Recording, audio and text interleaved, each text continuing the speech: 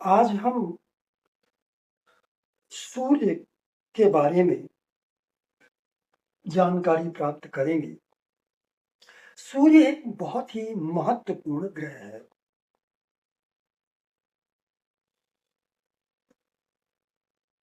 तो सूर्य के संबंध में स्वभाव, स्वास्थ्य, शिक्षा एवं करियर, इन पर क्या प्रभाव डालता है सूर्य, हम आज इसकी बात करेंगे। सबसे पहले सूर्य यदि लग्न में स्थित है तो लग्न का मतलब है हमारा शरीर। लग्न से हम स्वभाव देखते हैं। सूर्य राजा है तो उसके अंदर राजसी गुण तो होंगे। तो अगर सूर्य लग्न में स्थित है तो व्यक्ति के अंदर राजसी गुण होते हैं। अब राजसी गुणों का मतलब क्या है? मतलब ये कि एक तो वो अधिकार चाहता है, शासन चाहता है दूसरों पर, स्वयं किसी के चलाने से नहीं चलता है। वो दूसरों को अपने अनुसार चलाना चाहता है, अपने अधिकारों की बात करता है। और इसके अलावा चूंकि राजा है तो राजा में कुछ अहंकार भी होता है। तो ऐसा व्यक्ति जिसका सूर्य लग्न में हो तो उसमें स्वाभाविक है कि कुछ अहंकार जरूर होगा, ईगो जरूर होगा। अब सूर्य वैसे तो कहीं भी स्थित हो आपकी कुंडली में, यदि सूर्य उच्च राशि में, मेष राशि में सूर्य उच्च का होता है। यदि सूर्य, एक तो सूर्य पहले ही चूंकि राजा है और राजा में ईगो होता है, और यदि ये कहीं उच्च राशि में चला गया तो फिर ईगो बढ़ जाता है। लेकिन यदि ये नीच राशि में गया, तुला में, तो ऐसे व्यक्ति में ईगो नहीं होता है। अब नीच राशि में जाने का अर्थ यह नहीं है कि वह बुरा हो गया, बस केवल इतना कि उसके अंदर अहंकार नहीं होता है। अब सूर्य, ये लग्न है, सूर्य लग्न का कारक है। लग्न का मतलब है शरीर, इसलिए, और सूर्य औषधि का कारक है। औषधि यानी दवाई, आप लोग समझ गए होंगे। सूर्य औषधि का कारक है, इसीलिए ये लग्न का कारक भी है, क्योंकि लग्न है शरीर। तो स्वास्थ्य का कारक सूर्य को कहा जाता है। यदि आपका सूर्य अच्छा है तो अमूमन आपका स्वास्थ्य अच्छा होगा। और यदि कोई बीमारी आ भी जाती है और आपका सूर्य बलवान है तो आप बहुत जल्दी रिकवर कर लेते हैं। इसके अलावा सूर्य आत्मबल का कारक है। आत्मबल का कारक है, यानी आप कॉन्फिडेंस कह सकते हैं। तो जिसका सूर्य अच्छा होता है, बलवान होता है, उसके अंदर आत्मबल होता है, वो आदमी कॉन्फिडेंट होता है। लेकिन जिसका सूर्य बहुत दुर्बल हो गया, पीड़ित हो गया, तो फिर ऐसे व्यक्ति में आत्मबल नहीं होता है। कॉन्फिडेंस लेवल उसका बहुत ही लो होता है। और ऐसी स्थिति में यदि सूर्य बहुत दुर्बल एवं पीड़ित हो गया तो फिर अन्य बहुत सारी बातें निगेटिव की हमें प्राप्त होती है, जो हम अभी आगे बताएंगे। तो एक तो ये औषधि का कारक है। तो यदि बलवान है तो स्वास्थ्य अच्छा होता है। यदि स्वास्थ्य खराब भी हुआ तो रिकवर जल्दी करता है। और आत्मबल होता है बलवान सूर्य में, और जिसके पास आत्मबल है, कॉन्फिडेंस है, वो अपने जीवन में सफलता भी प्राप्त करता है। भले ही परिश्रम बहुत करना हो, लेकिन आखिरकार सफलता प्राप्त करके ही दम लेता है, ये निश्चित है। इसके अलावा मान सम्मान, भाई राजा है तो राजा का मान सम्मान तो होता ही है, तो मान सम्मान प्रसिद्धि का कारक है। तो यदि सूर्य आपका बलवान है तो आपको समाज में मान सम्मान प्राप्त होगा, और यदि सूर्य दुर्बल एवं पीड़ित है तो आपको उसका उल्टा यानी अपमानित होना पड़ेगा। इसके अलावा सूर्य पिता का कारक है, तो अगर सूर्य पीड़ित है, राहु से पीड़ित हो, शनि से पीड़ित हो, तो फिर ऐसे लोगों को या तो पिता का सुख कम प्राप्त होता है, या फिर पिता से वैचारिक मतभेद होता है, या फिर आपके पिता को स्वास्थ्य से संबंधित समस्या हो सकती है, या कैरियर से संबंधित पिताजी को समस्या हो सकती है। इसके अलावा सूर्य, ये तो मैंने सूर्य के जो प्रमुख कारकत्व हैं मैंने उनकी बात की है। अब स्वास्थ्य में वापस लौट आते हैं, तो सूर्य जो है ये हृदय का कारक है। पीड़ित सूर्य, दुर्बल सूर्य हृदय का रोग दे सकता है। हड्डी का कारक है, हमारे शरीर में जितनी भी हड्डियां उन सभी का कारक सूर्य है।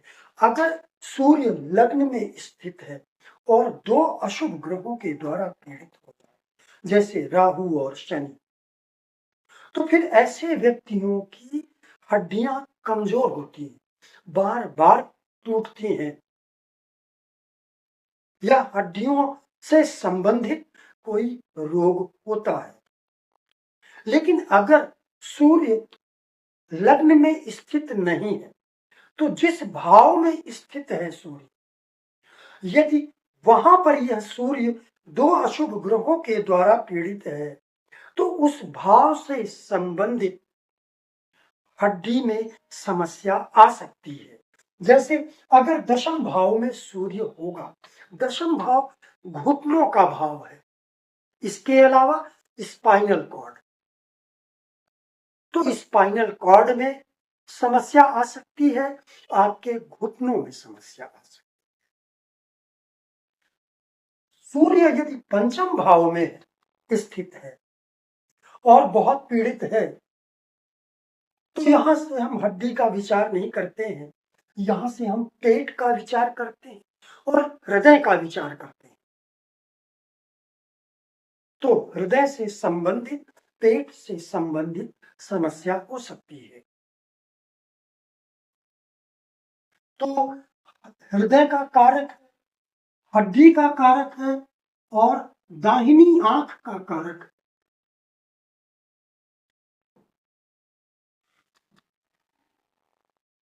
तो अगर सूर्य ज्यादा पीड़ित है, द्वितीय भाव पीड़ित है, द्वितीय भाव दाहिनी आंख का भाव, और द्वितीय भाव का स्वामी पीड़ित है, तो आपके दाहिनी आंख में समस्या हो सकती है।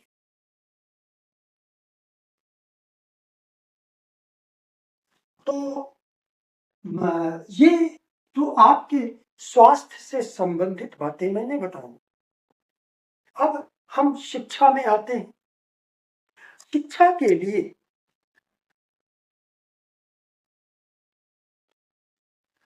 शिक्षा के लिए जो सूर्य है, इसका जो प्रमुख विषय है वो है राजनीति।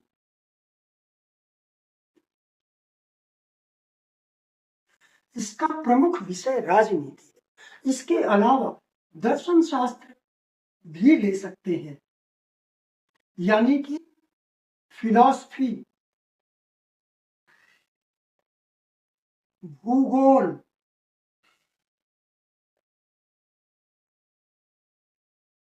इसके ये विषय हैं। तो यदि सूर्य का संबंध चतुर्थ, पंचम, दशम भाव से है, लग्न से है, लग्न में स्थित है, अन्य कोई ग्रह प्रभावित नहीं कर रहा है, तो फिर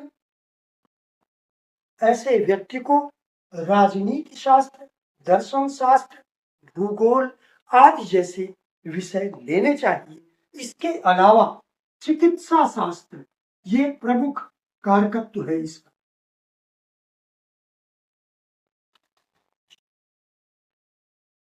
यदि अकेला सूर्य है तो चिकित्सा, राजनीति, दर्शन शास्त्र, भूगोल ये इसके विषय हैं। अब शिक्षा के बाद हम कैरियर पर आते हैं।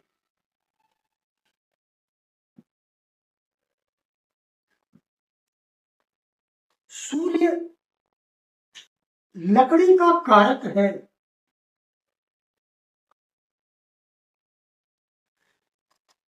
यदि कुंडली में देख लीजिए पहले कि कुंडली में नौकरी का योग है या व्यापार का योग।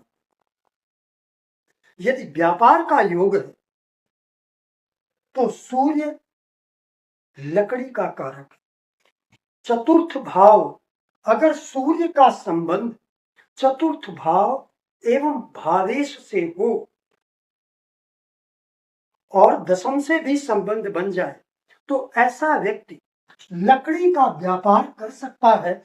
व्यापार के योग होने चाहिए कुंडली, तो ऐसा व्यक्ति लकड़ी का व्यापार कर सकता है, फर्नीचर का व्यापार कर सकता है। इसके अलावा जूट, अब जूट का व्यापार वहीं पर संभव है जहां पर जूट की पैदावार होती है। देश काल परिस्थिति को हमेशा आपको ध्यान में रखना है। सौर ऊर्जा,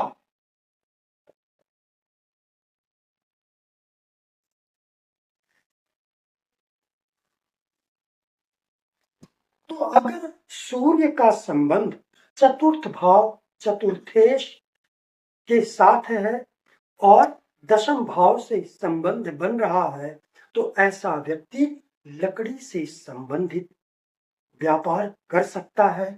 इसके अलावा कृषि में धान,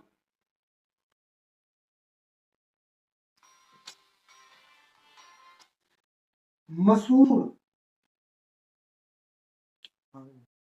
की दाल, धान, धान चावल नहीं, चावल शुक्र का है।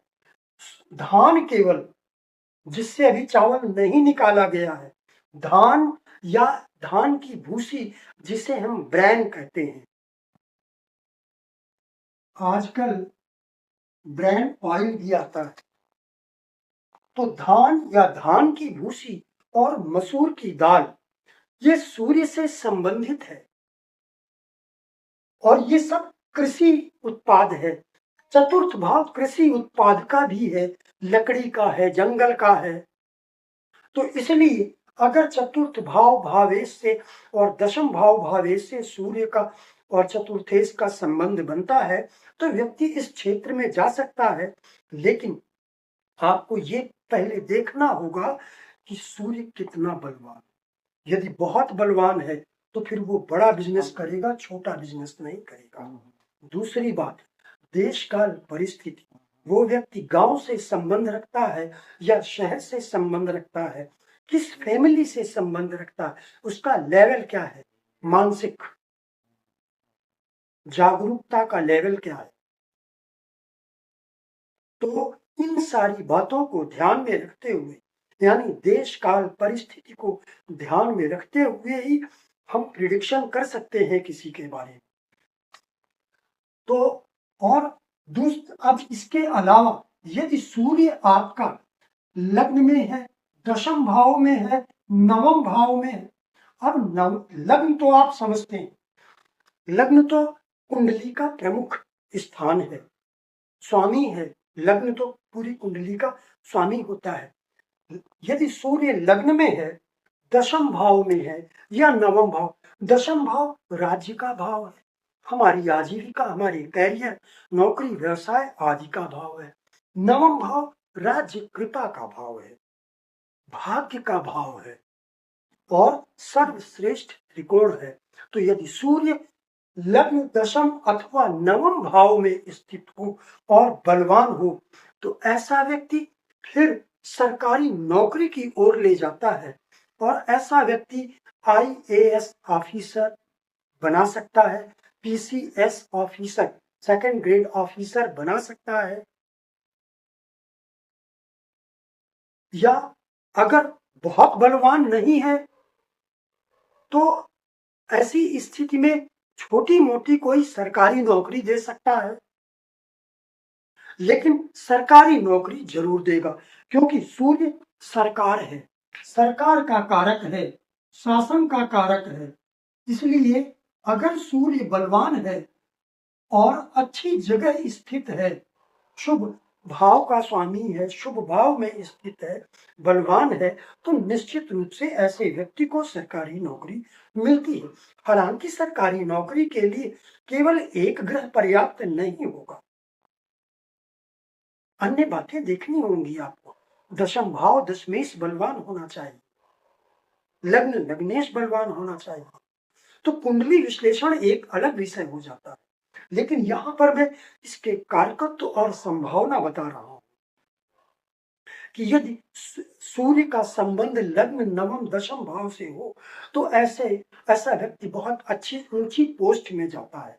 और केवल यही भाव नहीं है, अन्य भाव भी कहीं द्वितीय भाव में भी होगा तो बहुत अच्छी पोस्ट देता है।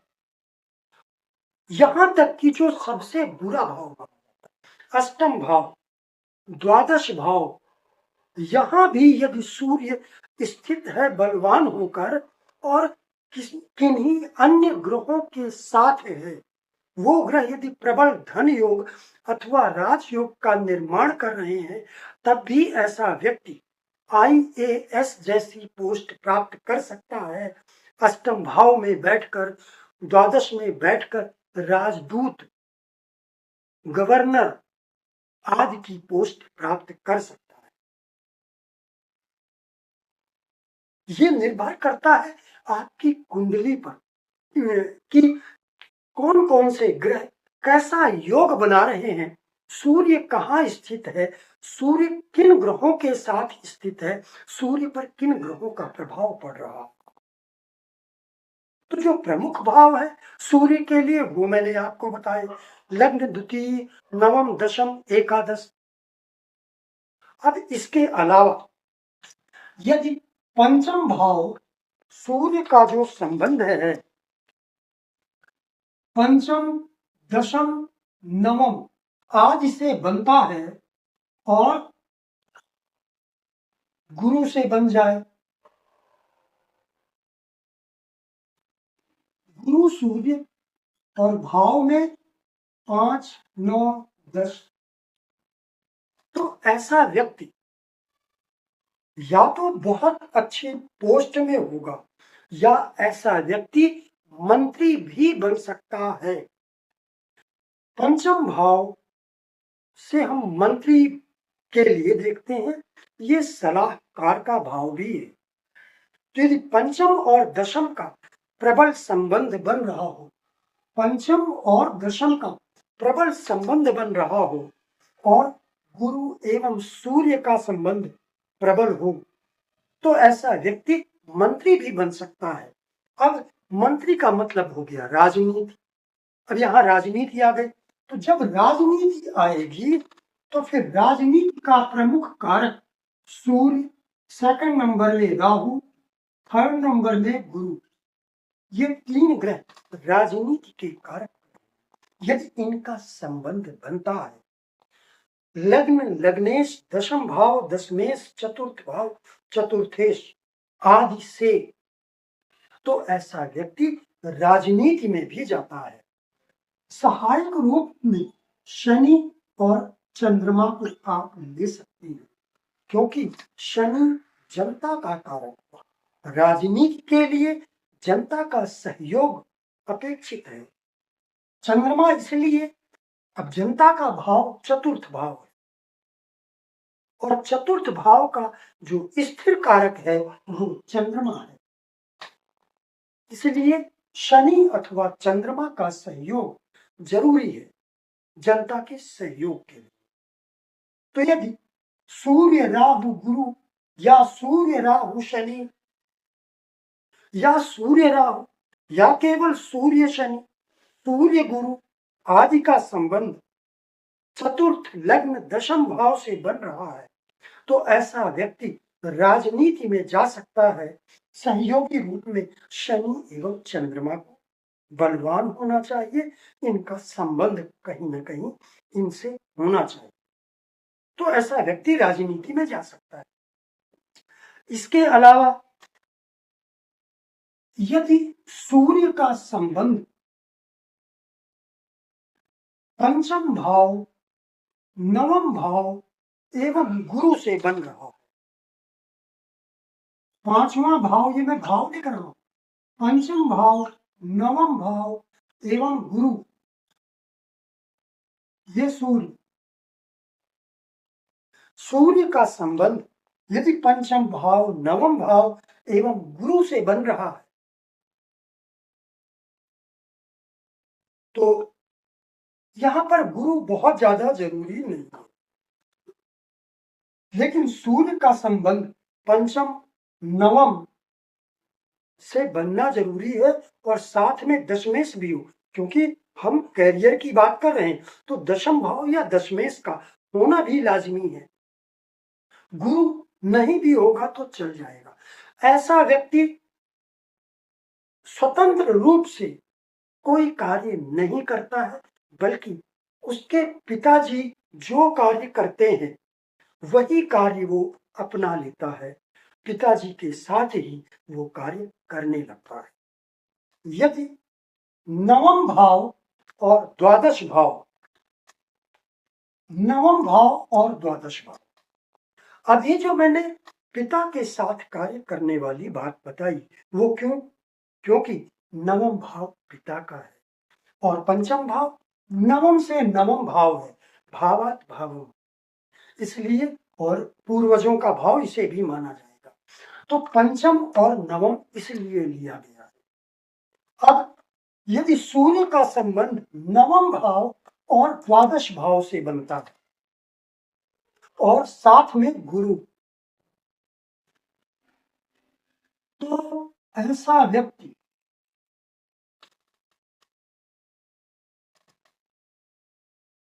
धर्म आध्यात्म से संबंधित उसका कैरियर होगा। अब धर्म आध्यात्म से संबंधित का अर्थ है वो व्यक्ति पुजारी हो सकता है, लेकिन कुंडली में बिजनेस का योग होना चाहिए, नौकरी का नहीं। तो ऐसा व्यक्ति पुजारी हो सकता है, किसी आश्रम का मठाधीश हो सकता है।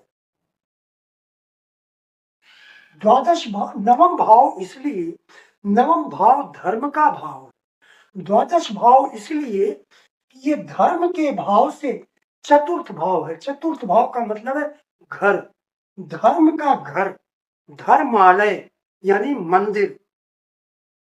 तो इसलिए नवम भाव और द्वादश भाव का संबंध हो, और गुरु, क्योंकि गुरु धर्म का कारक है।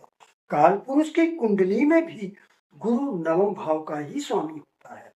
तो यदि सूर्य का संबंध नवम द्वादश एवं गुरु से बन रहा है, अब नवम भाव का मतलब है भाव अथवा भावेश, द्वादश भाव का मतलब है द्वादश भाव अथवा द्वादशेश। यदि द्वादशेश इनके साथ में है तो फिर कहाँ होना चाहिए? नवम भाव में बैठना चाहिए। यदि नवमेश इनके साथ है तो द्वादश में बैठना चाहिए और गुरु का संबंध हो। और साथ में या तो दशम का संबंध हो, नहीं है तो कोई बात नहीं, द्वितीय भाव का संबंध हो जाए, द्वितीय भाव धन का भाव, वहां वो भी नहीं है तो एकादशेश का संबंध हो जाए, वो भी धन का भाव, अर्निंग हाउस है, और ये संबंध बलवान होना चाहिए। तो ऐसा व्यक्ति धार्मिक कार्यों से धन अर्जित करता है। अब इसके बाद हम चलते हैं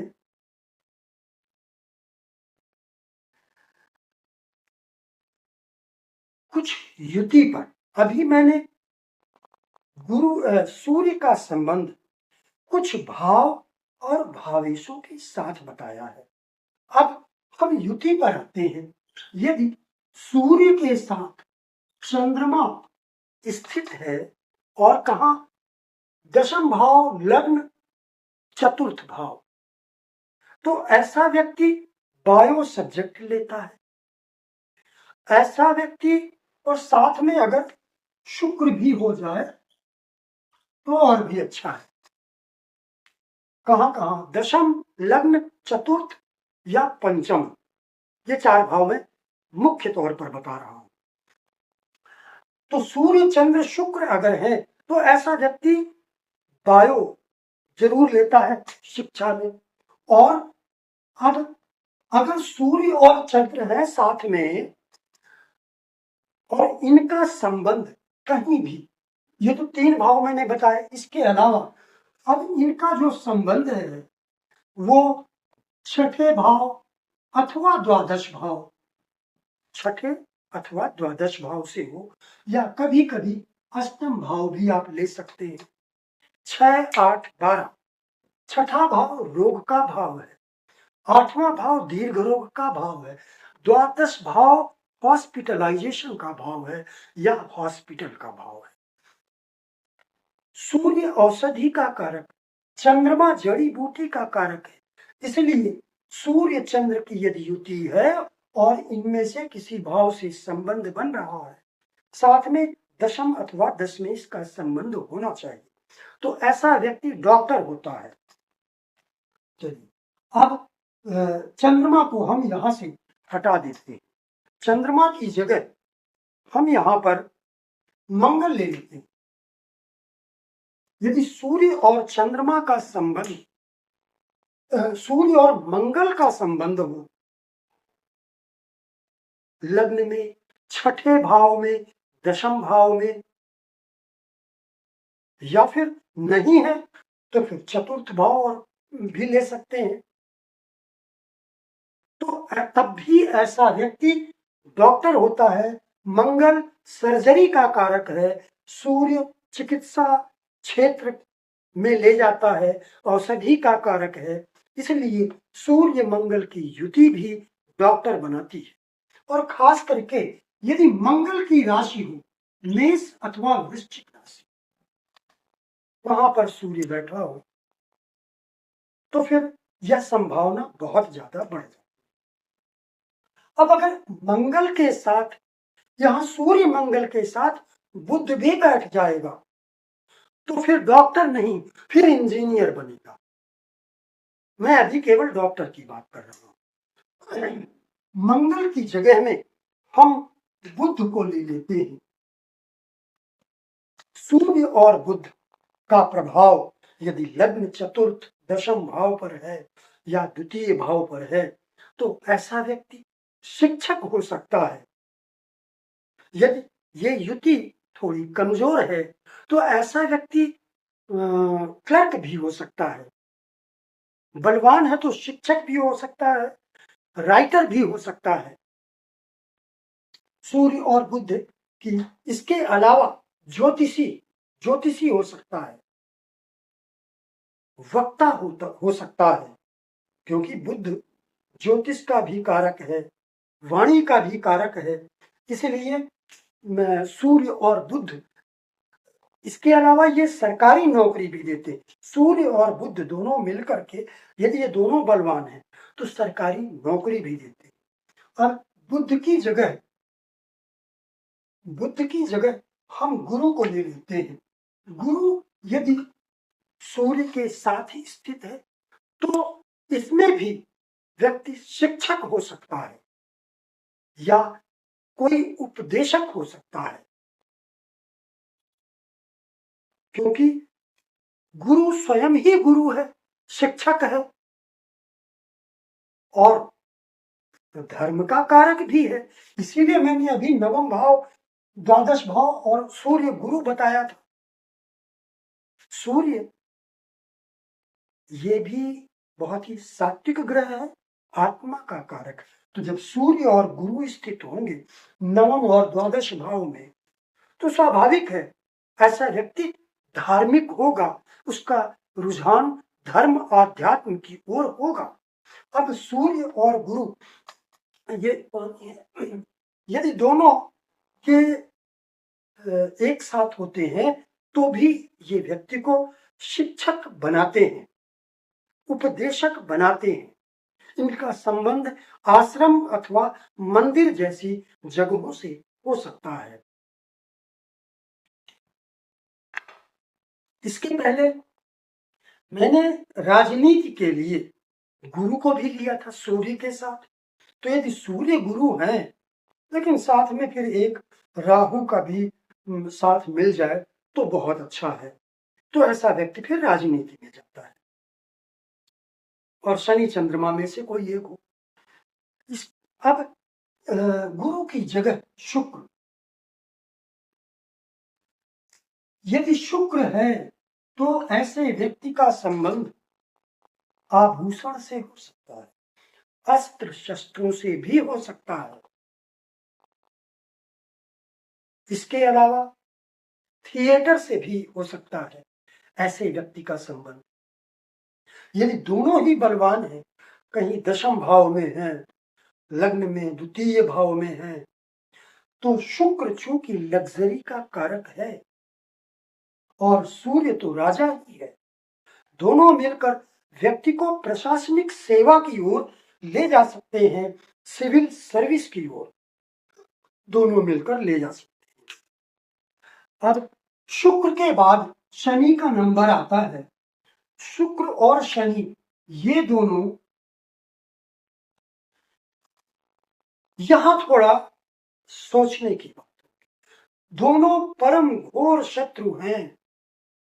सूर्य शनि से पीड़ित हो जाता है और शनि सूर्य से पीड़ित होता है। तो जब सूर्य यहां पीड़ित होगा, ये दोनों पिता पुत्र हैं और पिता पुत्र जब यहां साथ में बैठेंगे, घोर शत्रु हैं, तो पिता पुत्र में वैचारिक मतभेद हो सकता है, पिता का सुख कम प्राप्त हो सकता है। और चूंकि सूर्य सरकार का कारक है तो नौकरी में संघर्ष हो सकता है, यहां तक कि जीवन में भी संघर्ष हो सकता है। यदि यहां पर सूर्य कमजोर हो जाए तो जीवन में संघर्ष होगा, पूरे जीवन में संघर्ष होगा यदि सूर्य कमजोर है तो, क्योंकि ये दोनों शत्रु ग्रह हैं।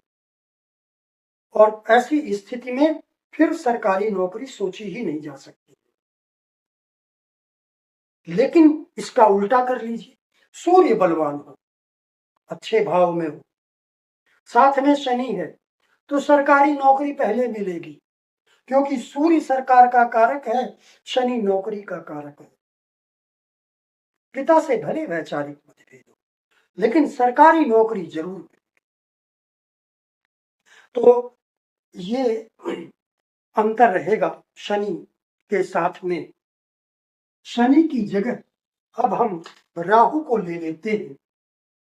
पहले बता चुका हूं राजनीति, अब दूसरा बता रहा हूं।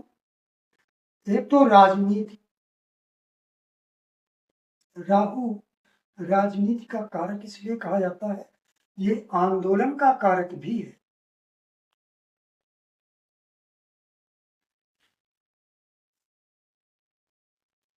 चिकित्सा क्षेत्र में भी ले जा सकता है। सूर्य औषधि का कारक है, राहु विष का कारक है और विष का प्रयोग औषधि के रूप में भी होता है। तो इसलिए सूर्य राहु की युति यदि है, बलवान है, शुभ भाव में है, दशम भाव में, चतुर्थ भाव में, लग्न में, तो ऐसा व्यक्ति भी डॉक्टर हो सकता है, या ऐसा व्यक्ति राजनीति में जा सकता है।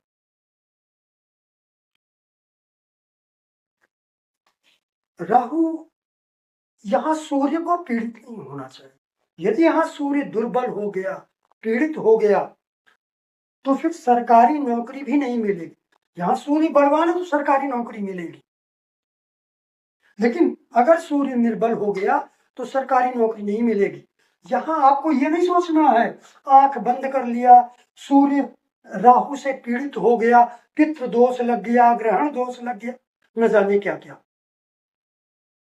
यदि यहां सूर्य बलवान है, शुभ भाव में स्थित है, दिग्बली है, तो ऐसे व्यक्ति को सरकारी नौकरी मिलेगी, ऐसा व्यक्ति डॉक्टर हो सकता है, ऐसा व्यक्ति राजनीति में जा सकता है। सूर्य के साथ में केतु, ये सबसे बुरी युति है।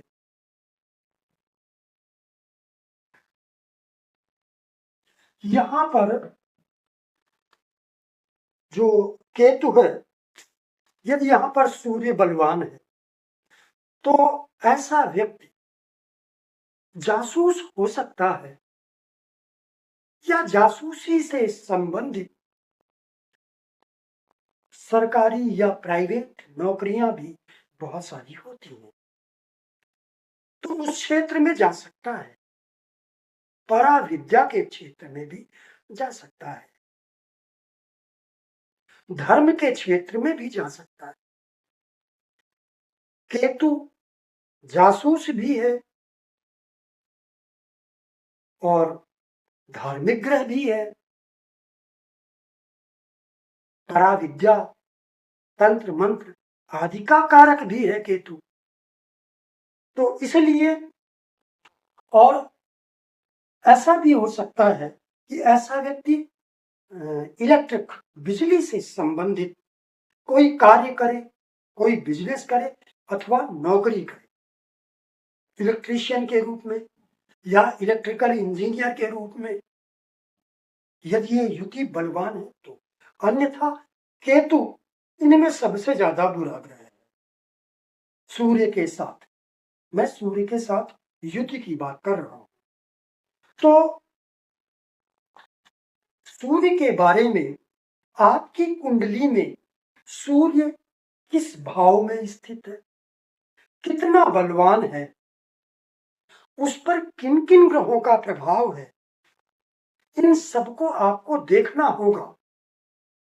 स्वभाव कैसा होगा, रोग कौन से हो सकते हैं, शिक्षा किस दिशा में जा सकती है, कैरियर क्या हो सकता है। तो आज मैंने केवल एक ग्रह सूर्य के बारे में बताया है। यदि आप लोगों का समर्थन मिला, आज तक तो मिला नहीं 5 साल में, तो यदि आप लोगों को समर्थन मिला सब्सक्राइबर के रूप में, लाइक्स, शेयर आदि के रूप में, तो मैं सभी ग्रहों के बारे में आपको इसी तरह डिटेल में बताऊंगा। स्वभाव, स्वास्थ्य, शिक्षा, कैरियर आदि से संबंधित। तो आप सभी को नमस्कार।